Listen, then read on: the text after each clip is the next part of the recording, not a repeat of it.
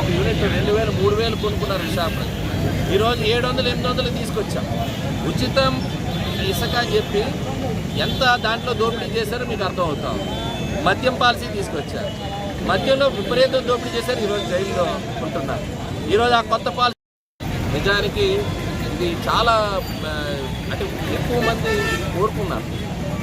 ప్రత్యేకంగా పక్క రాష్ట్రాల్లో కూడా అమలు అవుతుంది. ఆ అమల్లో లోపాలను కూడా మనం సరిదిద్దుకొని ఈరోజు ఒక ప్లానింగ్తో ముందుకు వెళ్ళడానికి నిర్ణయం తీసుకున్నాం. అప్పుడు చిన్న చిన్న ఇబ్బందులు మొదట్లో వచ్చాయి, కర్ణాటక కానీ తెలంగాణలో కానీ. ఈరోజు వాటన్నింటినీ కూడా అధిగమించి ఏదైతే ఆగస్టు 15 ఎంచుకున్నారు, ఒక స్వాతంత్ర దినోత్సవం రోజున మహిళలకి ప్రయాణ స్వాతంత్రం వచ్చింది.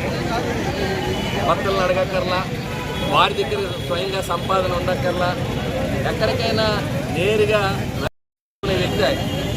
అందుకని నేను ఈరోజు చూస్తే ఎవరికైతే అనుభవం ఉందో ఈరోజు ఆ అనుభవాన్ని సంపద సృష్టించడం ఎలాగో తెలుసు, దాన్ని ప్రజలకు అందించడం ఎలాగో తెలుసు.